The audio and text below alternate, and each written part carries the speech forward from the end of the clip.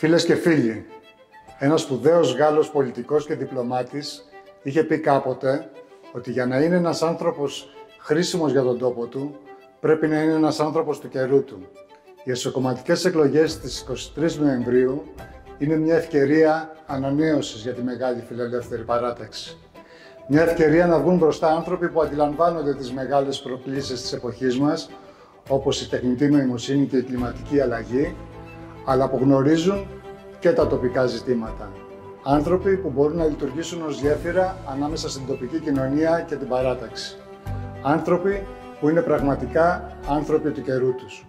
Φίλες και φίλοι, τα τελευταία 6 χρόνια η παράταξή μας απέδειξε πως με σχέδιο, με πίστη, με σκληρή δουλειά, η Ελλάδα μπορεί να σταθεί όρθια και να προχωρήσει με αισιοδοξία. Όμως η πρόοδος δεν είναι ποτέ δεδομένη.